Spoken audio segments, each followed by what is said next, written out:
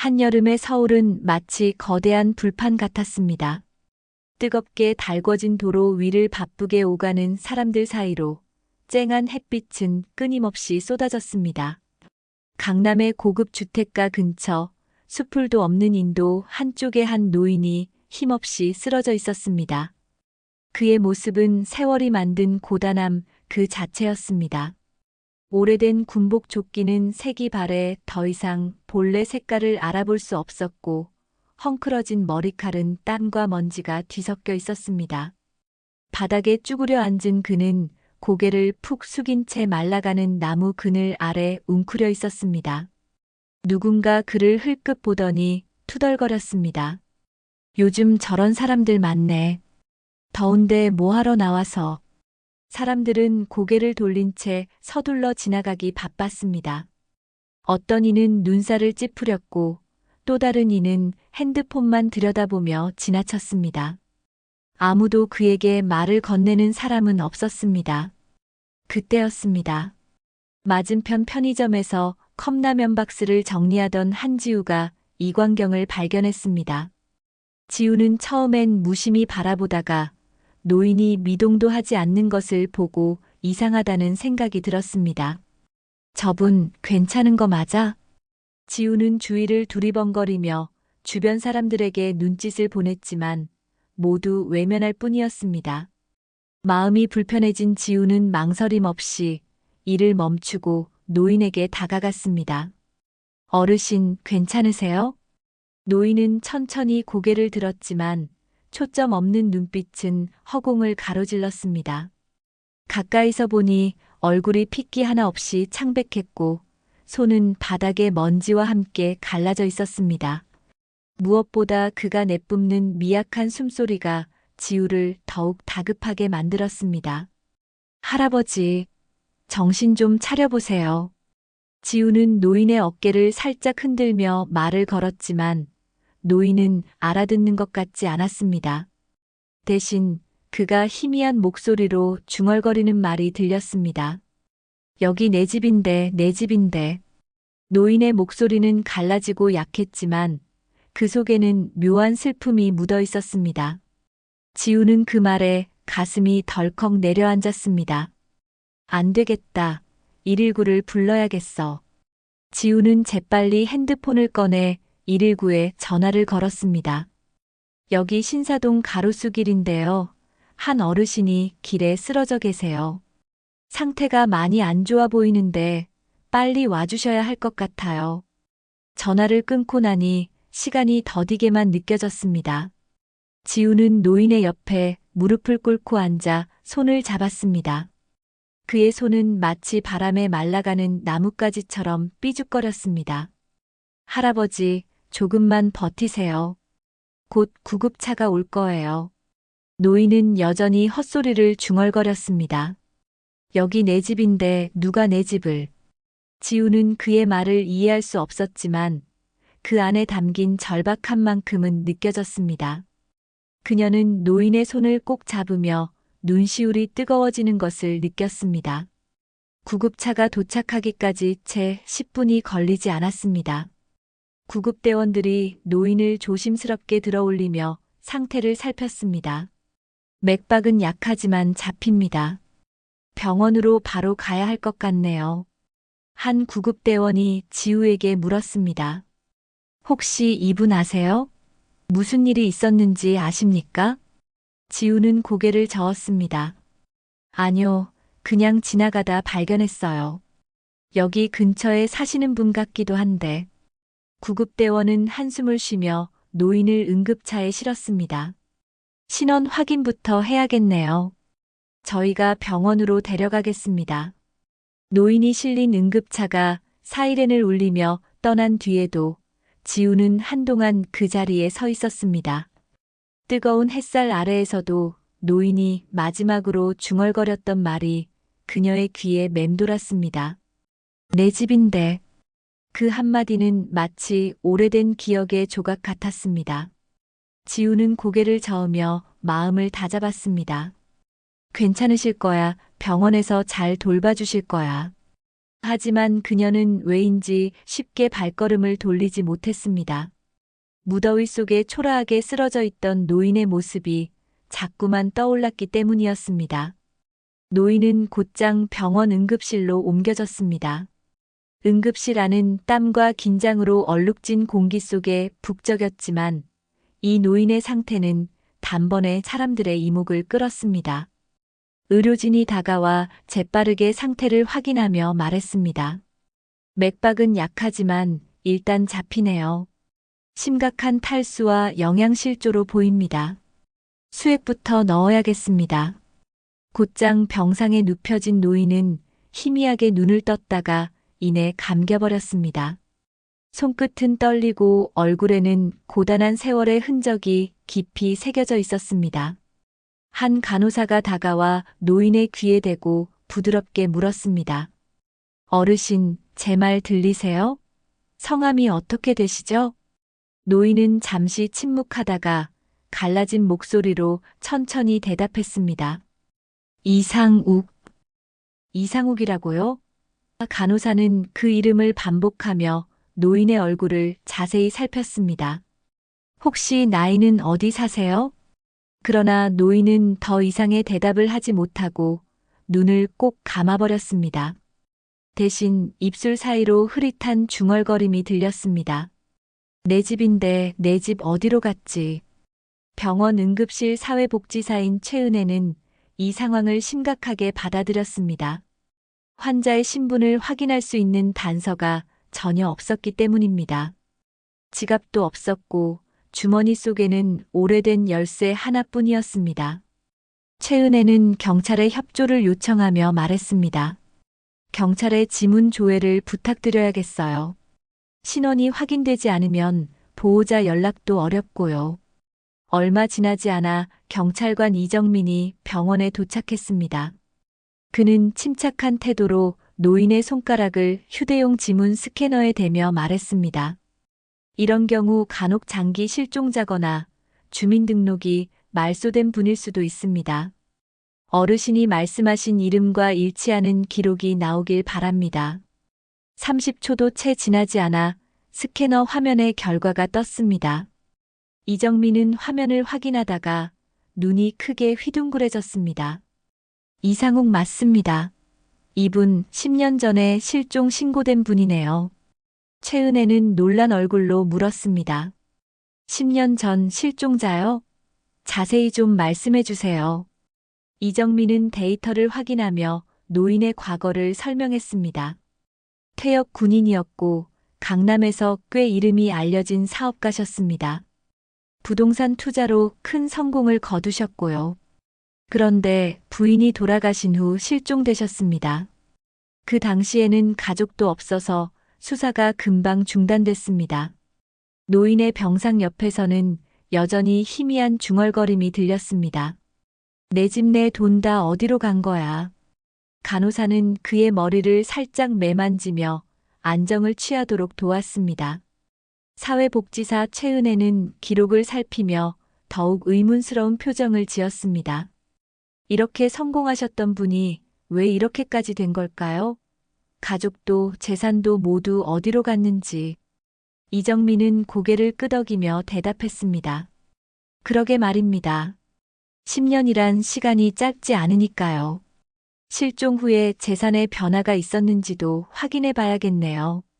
친척이나 상속 문제도 걸려 있을 겁니다. 그날 밤 이정민은 병원에서 받은 자료를 바탕으로 이상욱의 실종 기록을 다시 검토했습니다. 과거 자료에 따르면 그는 군 복무 후 전역해 사업에 뛰어들었고 강남의 고급 주택가에 집을 마련할 정도로 성공한 부동산 사업가였습니다. 하지만 그의 인생은 부인이 세상을 떠난 뒤 급격히 흔들리기 시작했습니다. 실종 직전까지 그는 강남의 큰 집에서 혼자 살고 있었고 상당한 부동산과 현금을 보유하고 있었습니다. 하지만 이후로는 재산의 행방이 불분명했습니다. 참 묘하네요. 이렇게 성공하신 분이 길에서 쓰러진 노숙자처럼 발견되다니 이정민은 고개를 저으며 중얼거렸습니다. 실종된 10년 동안 과연 무슨 일이 있었던 걸까? 그 재산은 또 어디로 간 거지? 다음 날 병원에서도 경찰에서도 노인의 상태를 주시하고 있었습니다. 그는 여전히 혼란스러운 중얼거림 속에 잠시 깨어나기도 하고 다시 잠에 빠지기도 했습니다. 그의 입에서 나온 말은 여전히 한 가지였습니다. 내 집 내 집인데 왜 다 사라졌지? 최은혜는 한숨을 내쉬며 조용히 혼잣말을 했습니다. 정말 안타깝네요. 이렇게 고단한 모습으로 나타날 줄 누가 알았겠어요. 어르신께서 겪으신 일들이 참 궁금해지네요. 제3장 은행에서의 냉대. 며칠간의 치료 끝에 이상욱은 퇴원했습니다. 병원에서 제공한 낡은 옷을 걸친 채 그는 강남의 한 은행을 향해 천천히 발걸음을 옮겼습니다. 어지러운 머릿속에서 떠오르는 건 단 하나였습니다. 내 재산 내 돈이 은행에 있어야 하는데 내가 직접 찾아야 해. 기억은 온통 희미했지만 그곳이 자신에게 중요한 곳이라는 느낌만은 확실했습니다. 은행의 자동문이 열리며 쿨한 에어컨 바람이 얼굴을 스쳤습니다. 안으로 들어서자 대리석 바닥과 반짝이는 창구가 한눈에 들어왔습니다. 하지만 이상욱의 초라한 모습은 이곳과 어울리지 않았습니다. 헝클어진 머리와 병원에서 받은 누런 옷차림, 갈라진 손끝은 다른 고객들 사이에서 유난히 눈에 띄었습니다. 이상욱은 주변을 둘러보다가 가장 가까운 창구로 다가갔습니다. 젊은 여성 은행원이 고개를 들며 그를 맞이했습니다. 하지만 그의 외모를 본 은행원의 미간이 미세하게 찌푸려졌습니다. 무슨 일로 오셨나요? 은행원의 목소리에는 친절함보다는 경계심이 묻어났습니다. 이상욱은 떨리는 손으로 창구를 짚으며 말했습니다. 내 돈을 찾으러 왔소. 내 계좌가 이 은행에 있을 거요. 계좌번호나 신분증은 가지고 계세요? 이상욱은 답답한 표정을 지으며 고개를 저었습니다. 그런 건 없어 하지만 여기가 맞아. 내 돈이 여기 있어야 해. 내 이름은 이상욱이요. 손님 신분 확인이 되지 않으면 도와드릴 수가 없습니다. 은행원의 목소리는 점점 더 단호해졌습니다. 이상욱은 더욱 다급해진 목소리로 말을 이었습니다. 내가 누군지 모르는 거야? 나 이상욱이야. 강남에 큰 집도 있고 돈도 많았던 사람이라고. 그의 말투는 점점 절박해졌지만 은행원은 믿을 수 없다는 표정으로 고개를 저었습니다. 손님, 여기서는 확인할 수 없는 말씀을 하셔도 도움이 되지 않습니다. 다른 곳으로 가보시는 게 어떨까요? 이상욱은 창구를 두드리며 외쳤습니다. 내 돈이 여기에 있다니까. 이게 얼마나 되는 돈인지 알아? 내가 이 은행의 VIP였어. 그의 큰 소리에 다른 고객들이 하나둘씩 뒤를 돌아봤습니다. 분위기가 어색하게 가라앉았고 은행원은 주변 눈치를 보며 당황스러운 표정을 지었습니다. 그녀는 옆자리 동료를 힐끔 쳐다보더니 경비원을 호출했습니다. 경비님, 이분 좀 밖으로 안내해 주세요. 경비원이 천천히 다가와 이상욱에게 공손히 말을 건넸습니다. 어르신, 여긴 그렇게 큰 소리 치시는 곳이 아닙니다. 밖으로 나가시죠. 내 돈이 여기 있다니까 내가 말도 안 되는 소리를 하는 게 아니라고. 이상욱은 경비원의 손길을 뿌리치며 외쳤습니다. 하지만 그의 말은 무시되었고 결국 그는 경비원의 손에 이끌려 은행 밖으로 쫓겨났습니다. 은행의 유리문이 닫히며 마지막으로 들린 그의 목소리는 작고 떨렸습니다. 청담동 내 집 내 집으로 가야 해. 밖으로 나선 이상욱은 한동안 그 자리에 서 있었습니다.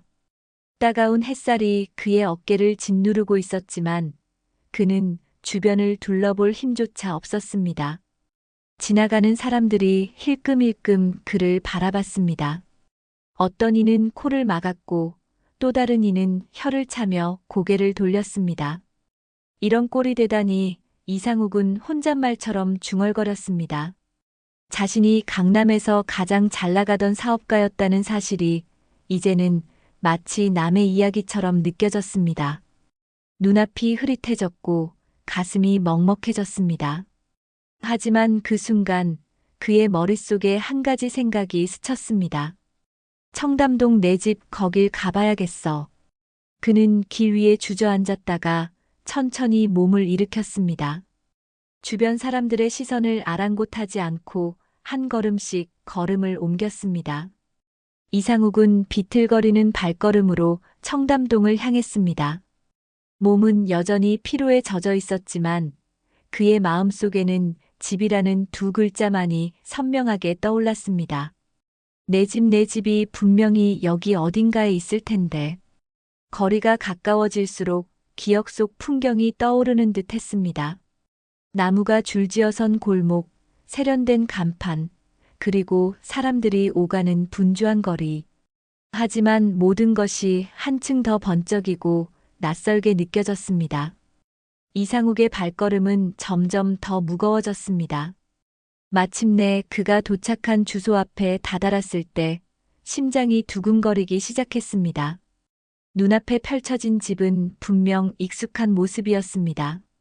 하지만 시간이 지나며 변한 흔적이 곳곳에서 느껴졌습니다. 새로 칠한 하얀 벽, 깔끔히 손질된 정원, 대문 옆에 놓인 고급스러운 화분들까지. 여기가 맞는데 이상욱은 손을 떨며 혼잣말을 했습니다. 그는 천천히 대문 앞으로 걸어가 초인종을 눌렀습니다. 따르릉 소리가 울린 뒤 얼마 지나지 않아 문이 열렸습니다. 대문 뒤로 보이는 여자는 40대 초반쯤 되어 보였습니다. 단정하고 세련된 차림새의 그녀는 이상욱을 보자 순간 눈썹을 찌푸렸습니다. 저기 무슨 일이시죠? 여자의 말투는 경계심으로 가득했습니다. 이상욱은 여전히 떨리는 목소리로 대답했습니다. 이 집 여긴 내 집인데요. 난 이상욱이요. 이 집에 내가 살았소. 여자의 표정이 미묘하게 굳어졌습니다. 그녀는 잠시 이상욱의 말을 듣더니 어이없다는 듯 웃으며 대꾸했습니다. 뭐라고요? 여기가 아저씨 집이라고요? 여긴 제 집이에요. 제가 몇 년째 여기 살고 있는데요. 이상욱은 그녀의 말에 당황한 얼굴로 다시 말을 이었습니다. 아니요, 이 집은 내 집이 맞소. 내가 10년 전까지만 해도 여기서 살았단 말이오. 내가 이상욱이요. 내 이름 기억 못하겠소? 여자는 그 말을 듣고 갑자기 미간을 찌푸리며 입술을 굳게 다물었습니다. 아저씨, 혹시 실종됐었다던 그 이상욱 씨인가요? 그녀는 짧은 한숨을 내쉬고 말을 이었습니다. 듣긴 했어요. 예전에 집안 어른들이 얘기한 적 있었거든요. 이상욱 씨가 사라졌다고요. 하지만 아저씨가 없어진 지 벌써 10년이 넘었잖아요. 그동안 집과 재산은 모두 절차에 따라 제 손으로 넘어왔어요. 여긴 이제 제 집이라고요. 이상욱은 멍하니 그녀를 바라보다가 믿을 수 없다는 듯 고개를 저었습니다. 아니야, 그럴 리가 없어. 이 집은 내 전부였어. 내가 여기서 얼마나 많은 걸 쏟아부었는지 내가.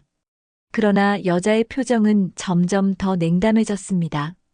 그녀는 짧게 웃으며 차갑게 말했습니다. 어르신, 여기 와서 그러시는 거 불편하네요. 이 집은 제가 정당하게 상속받은 겁니다. 법적으로도 제게 속해 있어요. 그러니까 더는 이런 말씀하지 마세요. 이상욱은 비틀거리며 문턱을 짚었습니다.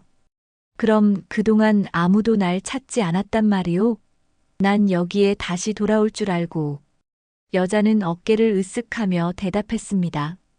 사라진 분이 돌아올 줄 누가 알았겠어요. 아무튼 이 집은 이제 제 겁니다.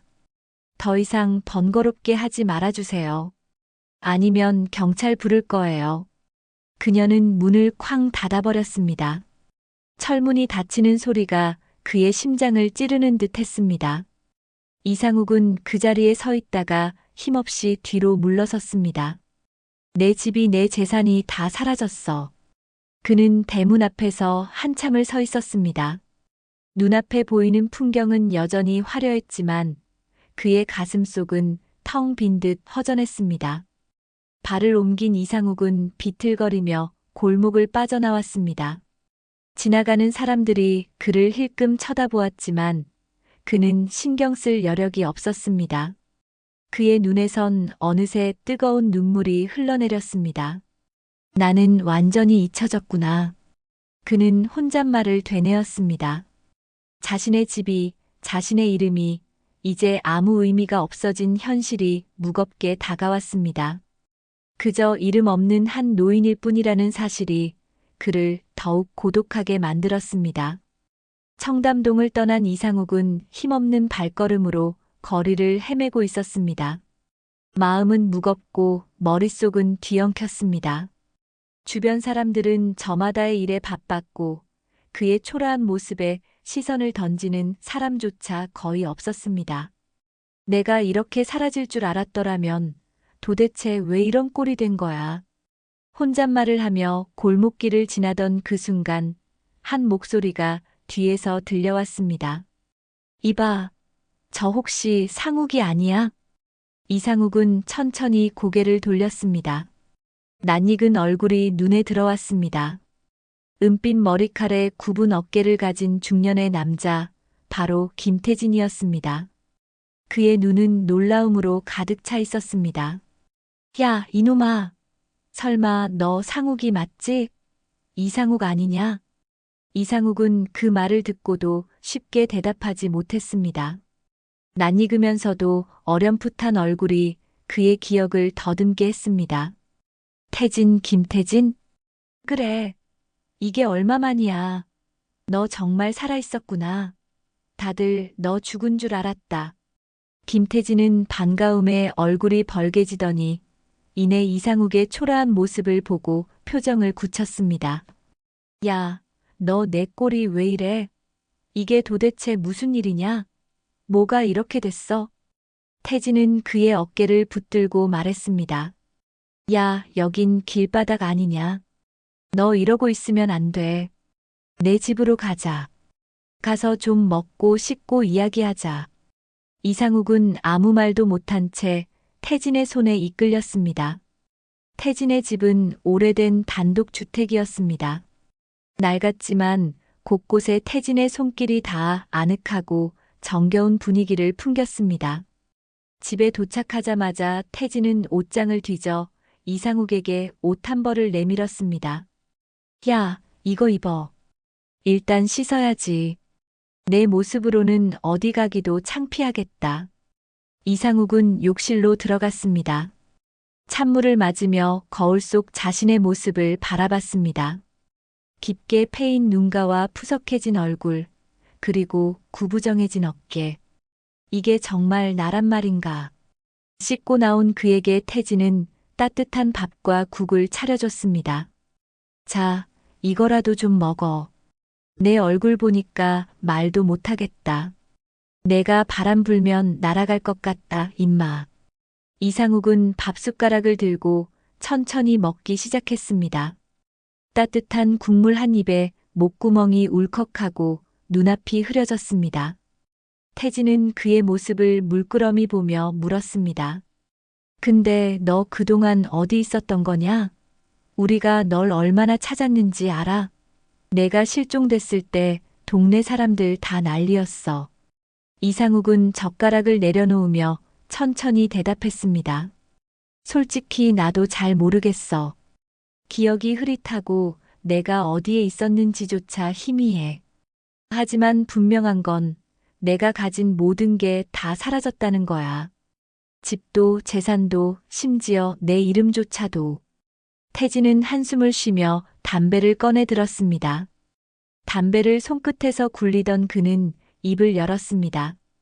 야, 너 이런 말 들으면 더 속상할 수도 있겠지만 나도 내 얘기를 좀 들었거든. 내 얘기라니 무슨 말이야? 내가 실종된 뒤 내 재산에 뭔가 이상한 일이 있었다는 얘기가 돌았어. 내 이름으로 계약서가 작성됐다고 하더라. 이상욱의 표정이 굳어졌습니다. 무슨 계약서? 내가 그런 적 없는데. 그래, 그게 문제지. 내가 실종되자마자 내 이름으로 부동산 관련 계약들이 줄줄이 작성됐대. 근데 말이야, 그 계약들이 다 내 재산을 빼앗는 내용이었더라. 이상욱은 손을 움켜쥐며 물었습니다. 누가 그런 짓을 했단 말이야? 태진은 주위를 둘러본 뒤 낮은 목소리로 말했습니다. 오상현이라는 이름 들어봤냐? 그놈 이름이 여기저기서 들리더라. 내가 실종된 직후 내 재산이 죄다 그의 손으로 넘어갔다는 얘기가 있더라고. 오상현. 이상욱은 이름을 되뇌며 머리를 감쌌습니다. 희미한 기억 속에서 그 이름은 익숙했지만 정확히 떠올릴 수는 없었습니다. 태진은 그의 어깨를 두드리며 말했습니다. 야, 상욱아.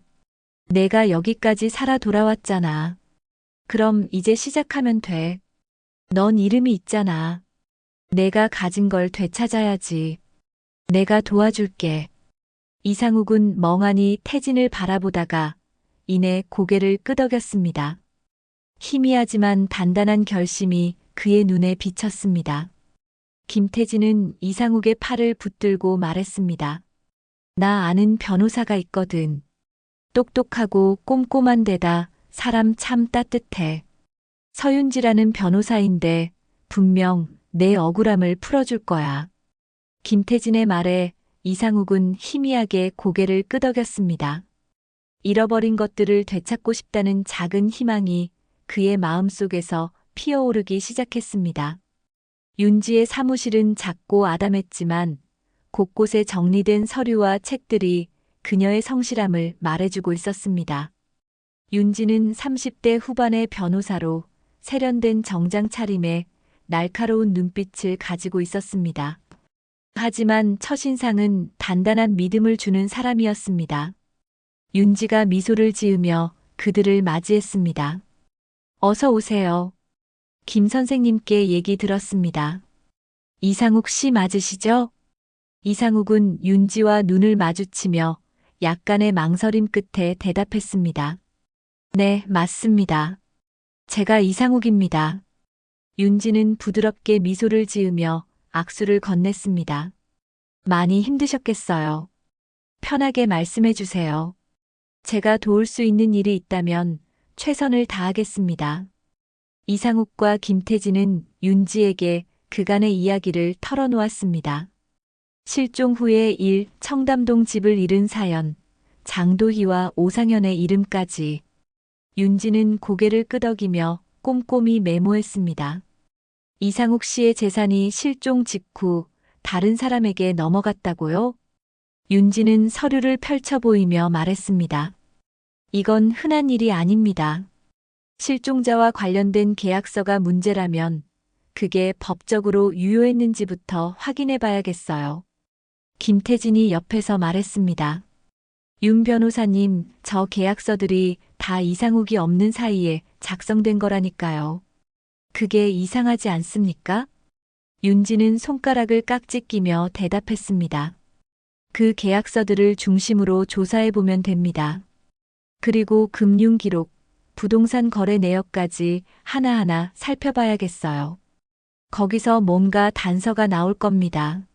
며칠 후 윤지는 조사를 마친 첫 결과를 가지고 이상욱과 김태진을 다시 사무실로 불렀습니다. 그녀는 계약서 복사본을 책상 위에 올려놓으며 말했습니다. 조사를 시작한 지 얼마 안 됐지만 벌써 몇 가지 이상한 점이 나왔습니다. 이상욱은 초조한 눈빛으로 그녀를 바라보았습니다. 뭐가 이상하다는 겁니까? 윤지는 계약서를 가리키며 설명했습니다. 여기 보세요. 이상욱 씨 이름으로 작성된 계약서들입니다. 그런데 작성된 날짜가 모두 실종 직후로 되어 있어요. 서명을 보면 이건 명백히 이상욱 씨가 쓴 게 아닙니다. 위조됐을 가능성이 높아요. 이상욱은 그 말을 듣고 입술을 꽉 깨물었습니다. 그럼 누군가 제 이름을 도용해서 그런 짓을 했다는 겁니까? 윤지는 고개를 끄덕였습니다. 그리고 이 계약서들에서 두 명의 이름이 공통적으로 등장합니다. 하나는 장도희, 또 하나는 부동산 회사 대표인 오상현입니다. 김태진은 자리에서 벌떡 일어나 외쳤습니다. 봐라. 내가 뭘 했어. 장도희랑 오상현, 이 두 놈이 짜고 내 재산을 싹 다 해먹은 거라고. 윤지는 손을 들어 태진을 진정시키며 말을 이었습니다. 장도희는 이상욱 씨의 친척으로 상속권을 가진 사람입니다. 그리고 오상현은 부동산 업계에서 꽤 영향력이 있는 사람이고요. 이 두 사람이 계약서와 연관이 있다는 증거가 조금씩 나오고 있어요. 윤지는 서류를 넘기며 덧붙였습니다. 특히 금융 기록을 살펴보니 장도희와 오상현 사이에 돈이 오간 흔적이 발견됩니다. 만약 이 돈이 계약과 관련이 있다면 불법적인 거래로 볼 여지가 충분합니다. 이상욱은 손을 부들부들 떨며 자리에서 일어섰습니다. 그럼 그 두 사람이 제 재산을 전부 빼앗아간 거란 말입니까? 윤지는 침착하게 대답했습니다. 아직 모든 게 명확하진 않지만 정황상 그럴 가능성이 높습니다. 저희가 더 깊이 조사한 뒤 법적 대응을 준비하겠습니다. 윤지는 그날 이후 밤낮으로 계약서와 금융 기록을 분석했습니다. 그녀의 책상 위에는 빨간 펜으로 표시된 문서들이 쌓여갔고 사건의 전모가 조금씩 드러나기 시작했습니다. 이 계약서들은 명백히 이상욱 씨가 작성하지 않았어. 그리고 이 거래 내역들 전부 오상현 회사로 넘어간 거야. 윤지는 이상욱을 보며 물었습니다. 혹시 오상현과의 과거를 조금 더 기억해 보실 수 있을까요? 이상욱은 천천히 고개를 끄덕이며 대답했습니다. 그 사람을 몇 번 본 적 있습니다. 부동산 투자 때문에 만났었죠. 당시엔 꽤 신뢰가 가는 사람처럼 보였는데 윤지는 고개를 끄덕이며 결의를 다진 목소리로 말했습니다. 좋습니다. 오상현을 중심으로 더 깊이 파헤쳐 보겠습니다. 조작된 계약서와 불법 거래가 확인된다면 재산을 되찾을 가능성이 충분히 있습니다. 이상욱은 처음으로 작은 희망을 품은 얼굴로 물었습니다. 제 재산 정말 되찾을 수 있을까요? 윤지는 단호한 목소리로 대답했습니다. 재산뿐만 아니라 이상욱 씨의 이름까지 되찾을 수 있습니다. 제가 도와드릴게요. 절대 포기하지 마세요. 윤지는 이상욱의 사건을 조사하면서 점점 더 복잡한 음모의 실체를 드러내기 시작했습니다. 그녀의 사무실은 계약서와 금융기록, 과거의 법률 문서들로 가득했고 곳곳에 붙은 빨간 메모와 밑줄이 사건의 심각성을 말해주고 있었습니다. 윤지는 이상욱과 김태진을 불러 조사 결과를 설명하기로 했습니다. 자, 두 분. 오늘 제가 보여드릴 내용은 꽤 중요한 단서들이에요. 윤지는 테이블 위에 몇 장의 서류를 펼쳐 보이며 차분히 말을 이어갔습니다. 조사를 진행하면서 이상욱 씨의 재산이 어떻게 불법적으로 오상현의 부동산 회사로 넘어갔는지 구체적인 과정을 밝혀냈습니다. 이상욱은 굳어진 얼굴로 윤지를 바라보며 물었습니다. 그게 정말 사실인가요? 어떻게 그런 일이 가능했죠? 윤지는 계약서 한 장을 가리키며 말했습니다. 이 계약서를 보세요. 이상욱 씨의 이름으로 작성됐지만 필적 감정 결과 서명이 명백히 위조된 것으로 나타났습니다. 누군가 고의적으로 이상욱 씨의 이름을 도용한 겁니다. 김태진이 듣던 중 자리에서 벌떡 일어났습니다. 뭐야? 그러면 저 계약서들 죄다 가짜라는 거잖아요. 그놈들 장도희랑 오상현이 한통속이란 얘기 아니에요? 윤지는 고개를 끄덕이며 대답했습니다. 맞습니다. 두 사람의 공모 흔적이 여러 곳에서 발견됐습니다. 특히 장도희는 상속권을 가지고 있었기 때문에 이를 이용해 계약서 작성에 개입한 것으로 보입니다. 윤지는 손가락으로 서류의 한 부분을 짚으며 말을 이었습니다. 여기 거래 날짜를 보세요. 이 계약서들은 이상욱 씨가 실종된 직후 한 달도 되지 않아 작성됐습니다. 거래가 이루어지는 과정도 매우 수상합니다. 정상적인 절차가 아니었어요. 이상욱은 계약서를 바라보며 눈가에 분노가 깃들었습니다. 내가 실종되자마자 이런 짓을 했다는 거군요. 내 이름을 훔쳐서 모든 걸 빼앗아갔다고요? 윤지는 단호히 고개를 끄덕이며 답했습니다. 그렇습니다. 그리고 두 사람의 금융거래 기록을 살펴보니 장도희와 오상현 사이에 상당한 금액이 오간 흔적이 있습니다. 이 돈이 계약과 관련된 대가일 가능성이 높아요. 김태진은 주먹을 쥔 채 이를 악물었습니다. 와, 진짜 못된 것들이다. 상욱이 인생을 이렇게 망가뜨려 놓고 자기들은 떵떵거리며 잘 살았단 말이에요. 장도희, 그 인간은 친척이란 이름도 아깝네. 윤지는 태진을 다독이며 차분히 말했습니다. 분노는 당연한 거예요. 하지만 지금 중요한 건 우리가 그들의 허점을 치밀하게 공략해야 한다는 겁니다. 감정적으로 대응하면 그쪽에 말려들 가능성이 있습니다. 윤지는 계약서의 한 부분을 가리키며 설명을 이어갔습니다. 특히 이 계약서에서 가장 중요한 허점이 발견됐습니다. 계약 날짜가 실종 신고 접수 이전으로 되어 있지만 이상욱 씨는 당시 행방불명이었다는 사실이 명확합니다. 이 점만으로도 위조된 계약이라는 걸 충분히 증명할 수 있어요. 이상욱은 한동안 말없이 서류를 들여다보다가 조용히 물었습니다. 그럼 제 재산을 되찾을 수 있다는 겁니까? 윤지는 확신에 찬 목소리로 대답했습니다. 그렇습니다. 재산을 되찾을 수 있는 가능성은 충분합니다. 하지만 더 중요한 건 이상욱 씨의 이름과 명예를 되찾는 겁니다. 그것도 이번 소송의 핵심입니다. 윤지는 소송 준비를 위해 밤낮으로 움직였습니다. 그녀는 계약서와 금융기록, 부동산 거래 내역을 하나하나 검토하며 법적 허점을 찾아냈습니다. 이 계약서들 위조된 서명이 확실하고 거래 조건이 법적으로 모순이 많습니다. 그리고 이 자금 흐름은 불법적인 공모를 보여주는 증거가 될 겁니다. 그녀는 이상욱과 태진에게 준비 과정을 설명하며 말했습니다.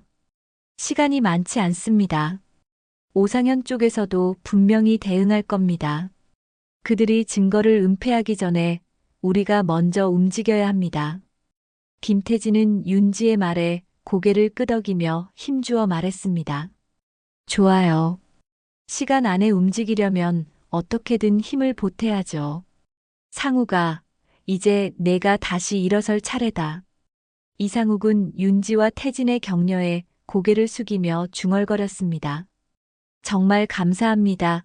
제 억울함을 풀어줄 수 있는 분들이 있다는 게 얼마나 다행인지 모르겠어요. 윤지는 따뜻한 미소를 지으며 대답했습니다.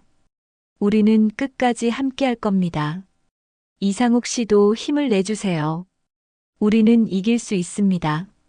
재판 당일 아침, 이상욱은 법정으로 향하는 차 안에서 창밖을 바라보았습니다. 그의 눈에는 혼란과 불안, 그리고 작지만 단단한 결심이 함께 엉켜 있었습니다. 김태진이 옆에서 그를 바라보며 말했습니다. 야, 상우가. 너무 걱정하지 마라. 우리가 준비한 게 얼만데. 진실은 결국 밝혀지는 법이야. 이상욱은 잠시 침묵하다가 작게 한숨을 내쉬었습니다. 그래도 내 말이 치매라는 이유로 믿어지지 않을까봐 그게 제일 겁난다. 태진은 그의 어깨를 툭 치며 웃음 섞인 목소리로 대답했습니다. 야, 내가 군대 있을 때도 한마디 하면 애들 싹 다 조용했잖아. 그때 그 기백을 보여주면 돼. 걱정 붙들어 매고 가자고. 법정은 시작부터 팽팽한 긴장감으로 가득했습니다. 방청석에는 이상욱의 군 시절 동료들이 자리를 채웠고 오상현과 장도희의 변호인단도 자신만만한 태도로 자리에 앉아 있었습니다. 이상욱은 조용히 고개를 들고 법정을 둘러보았습니다. 그의 옆에는 서윤지가 자리 잡고 있었고 그녀는 차분하지만 흔들림 없는 태도로 그를 바라보며 힘을 주었습니다. 긴 싸움이 될 겁니다. 하지만 이상욱 씨, 진실은 우리 편이에요. 끝까지 믿으세요. 재판이 시작되자 상대 변호인은 예상대로 이상욱의 치매 이력을 문제 삼으며 그의 진술 신뢰도를 깎아내리려 했습니다. 원고는 치매를 앓고 있는 상태입니다.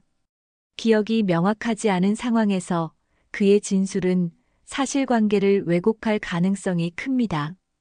이 말을 들은 방청석에서는 웅성거림이 일었습니다. 이상욱은 잠시 고개를 숙였지만 윤지가 그의 손등을 가볍게 잡으며 조용히 속삭였습니다. 걱정하지 마세요. 우리의 준비물이 충분히 이길 수 있을 겁니다. 윤지가 자리에서 일어나 반론을 시작했습니다. 치매를 앓고 있다는 사실은 원고의 기억이 흐릿할 수 있다는 점을 의미할 뿐, 그가 주장하는 내용의 진실성을 부정할 근거는 되지 못합니다. 더군다나 이 사건은 기억의 문제가 아니라 조작된 서류와 불법 거래에 대한 것입니다.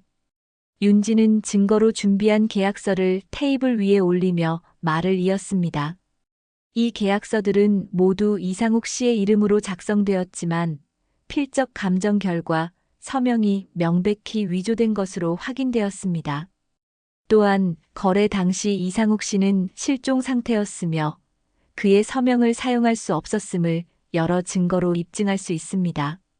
그녀는 이어서 계약서와 함께 금융거래 기록을 공개했습니다. 여기 보이는 기록은 장도희와 오상현 간의 상당한 금액이 오간 흔적을 보여줍니다. 이는 계약과 관련된 대가로 보이며 불법적인 공모의 증거가 됩니다. 방청석에서는 또 한 번 웅성거림이 일었고 상대 변호인단의 얼굴이 굳어졌습니다.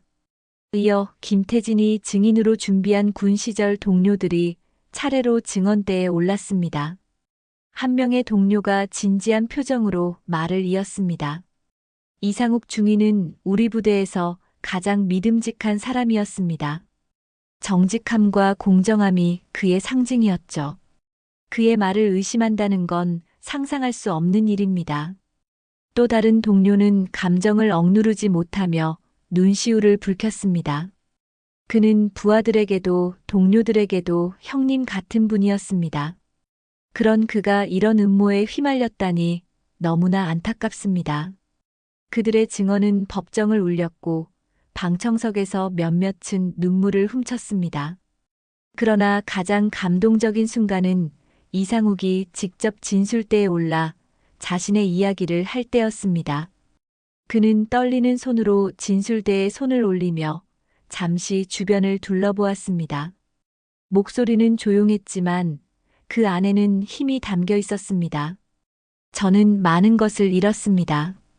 제 집, 제 재산, 그리고 제 이름까지요.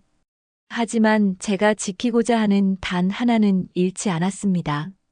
바로 제 명예입니다. 그는 깊은 숨을 들이마시며 말을 이었습니다. 제 기억은 흐릿해질 수 있습니다. 하지만 명예는 잊히지 않습니다. 제게 남은 건 진실뿐입니다. 그리고 그 진실이 저를 여기까지 데려왔습니다. 오늘 이 자리에서 제발 진실이 빛을 볼 수 있도록 도와주십시오.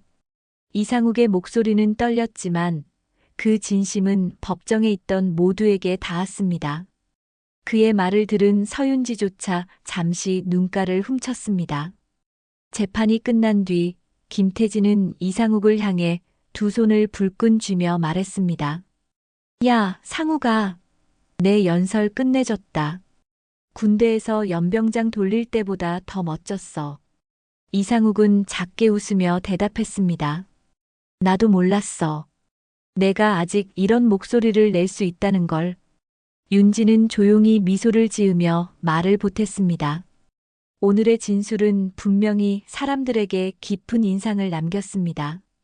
이제 진실이 밝혀지는 걸 기다리기만 하면 됩니다.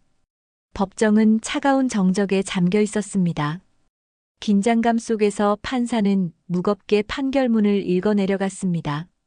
이 사건은 위조된 계약서와 불법적인 금융 거래로 인해 원고의 재산이 피고 측에 넘어간 사안으로 피고의 책임이 명백히 인정됩니다. 따라서 모든 계약은 무효로 선언하며 원고 이상욱 씨의 재산을 원상 복구할 것을 명령합니다. 순간 법정이 술렁였고 이상욱의 눈에는 뜨거운 눈물이 맺혔습니다. 그는 자리에서 살짝 고개를 숙이며 오랜 시간 가슴에 담아왔던 억울함이 풀려나가는 것을 느꼈습니다. 옆에서 김태진은 벌떡 일어나 주먹을 불끈 쥐었습니다. 야, 상우가, 우리가 이겼다. 내가 다시 내 이름 되찾았다고. 윤지 또한 안도하며 미소를 지었습니다. 이상욱 씨, 축하드립니다. 오늘의 승리는 단순히 재산 문제를 넘어선 이상욱 씨의 명예를 되찾는 일이었어요. 법정을 나서자 기다리고 있던 기자들이 몰려들었습니다. 마이크와 카메라가 이상욱을 향했고 그는 잠시 멈춰선 뒤 담담하게 입을 열었습니다. 오늘 저는 제 인생에서 가장 긴 싸움 중 하나를 끝냈습니다. 제 재산을 되찾은 것도 중요하지만 저의 이름과 명예를 회복한 것이 더 큰 의미입니다. 많은 도움을 주신 분들 덕분에 여기까지 올 수 있었습니다. 그는 잠시 숨을 고르더니 결연한 표정으로 말을 이어갔습니다. 저는 이 재산의 일부를 저와 같은 고통을 겪는 분들을 위해 쓰기로 결정했습니다. 치매 환자들이 더는 외로움과 어려움 속에서 살아가지 않도록 복지시설을 건립하는 데 기부하겠습니다. 이 돈은 나 같은 사람들이 더는 고통받지 않게 쓰일 것입니다. 기자들 사이에서 탄성이 터져나왔고 그 소식은 금세 지역 언론을 통해 퍼져나갔습니다. 며칠 뒤 이상욱은 치매 환자 복지시설 건립을 위한 첫발을 내디뎠습니다. 그는 시설이 들어설 부지에서 소박한 기자회견을 열었고 주민들과 언론이 그를 지켜보고 있었습니다. 제게 남은 삶이 누군가에게 더 나은 길을 열어줄 수 있기를 바랍니다. 제가 겪었던 고통과 외로움이 다른 이들에게는 반복되지 않길 바라는 마음입니다. 그는 잠시 부지를 둘러보며 말을 이었습니다. 여기에서 많은 분들이 새로운 희망을 찾고 서로를 의지하며 살아가기를 소망합니다. 이 시설은 단순한 건물이 아니라 함께하는 마음을 담은 장소가 될 겁니다. 그의 말이 끝나자 기자들과 주민들 사이에서 박수가 터져나왔습니다. 그의 진심은 그곳에 있는 모든 사람들의 마음을 움직였습니다. 복지시설 건립 소식은 지역 주민들 사이에서도 큰 화제가 되었습니다.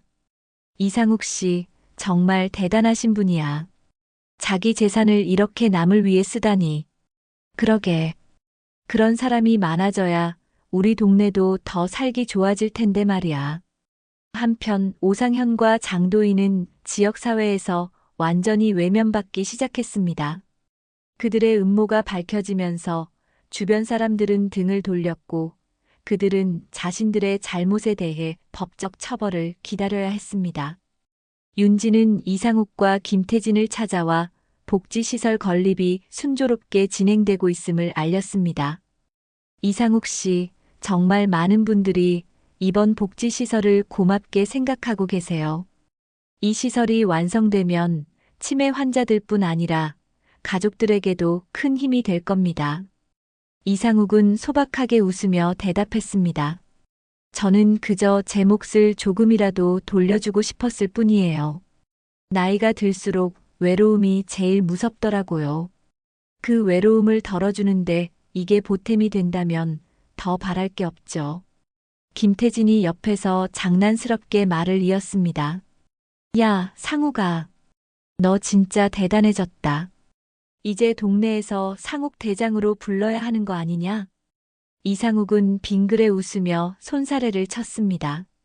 대장은 무슨 대장이야. 그냥 조용히 살면 그걸로 됐지. 하지만 그의 눈빛은 오랜만에 밝게 빛나고 있었습니다. 시설이 점차 완성되어 가는 모습을 보며 이상욱은 깊은 감회에 잠겼습니다.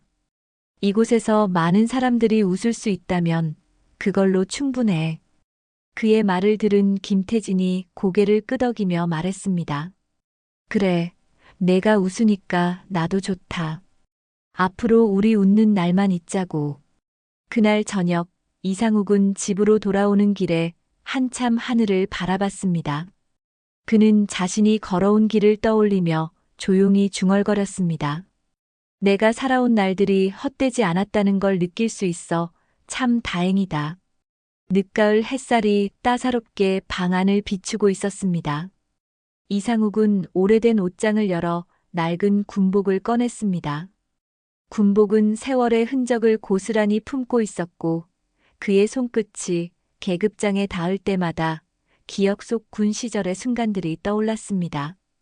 김태진이 다가오더니 그 모습을 지켜보며 익살스러운 목소리로 말을 건넸습니다. 야, 상욱아.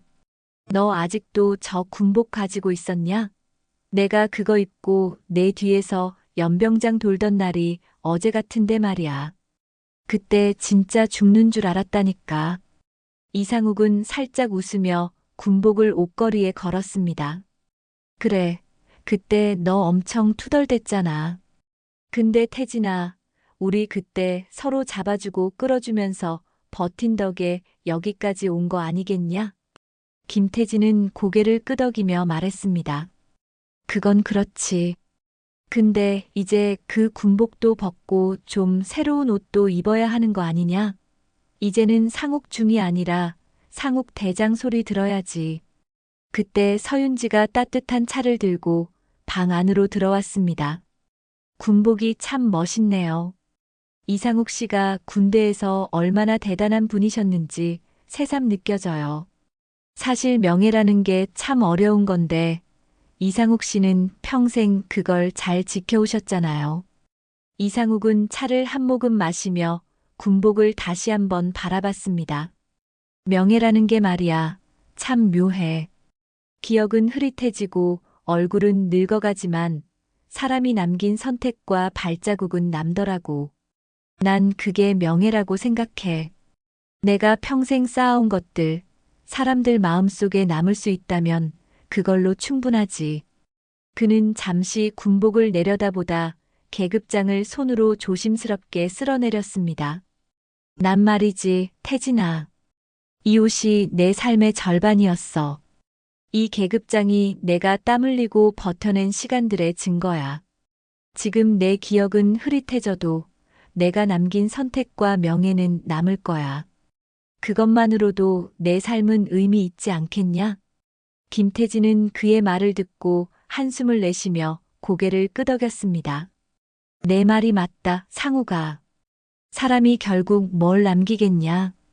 돈도 얼굴도 다 사라지는데 진심으로 남긴 건 결국 사람들 마음속에 자리 잡는 거더라. 넌 그걸 참 잘했어. 서윤지가 미소를 지으며 말을 이었습니다. 이상욱 씨가 보여준 건 단순히 명예만이 아니에요. 사람은 기억과 외모로 남는 게 아니라 진실과 명예로 남는다는 걸 몸소 증명해 주셨잖아요. 그래서 이상욱 씨는 참 존경받을 만한 분이세요. 이상욱은 차를 내려놓고 조용히 웃었습니다. 그런 말을 들으니 고맙네.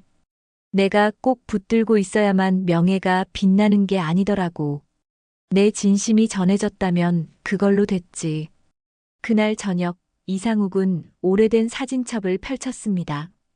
사진첩 속에는 어린 시절 가족과 함께 찍은 사진, 군 시절 동료들과의 단체 사진, 그리고 복지시설 부지에서 밝게 웃고 있는 최근의 사진까지 담겨 있었습니다.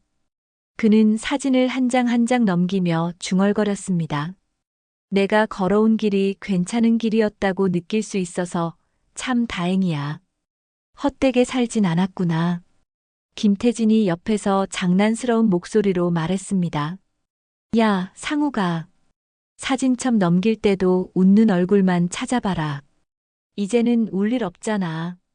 이상욱은 고개를 끄덕이며 빙그레 웃었습니다. 맞아. 앞으로는 웃는 날만 만들자, 태진아. 이후 이상욱의 이야기는 지역 사회에서 전설처럼 전해졌습니다. 치매 환자 복지시설은 수많은 사람들에게 따뜻한 안식처가 되었고, 이상욱이 남긴 교훈은 사람들의 마음속에 오래도록 자리 잡았습니다. 사람들은 이렇게 말했습니다. 이상욱 씨는 정말 훌륭한 분이야. 기억은 희미해질지 몰라도 그분이 남긴 명예와 진심은 절대 잊히지 않을 거야.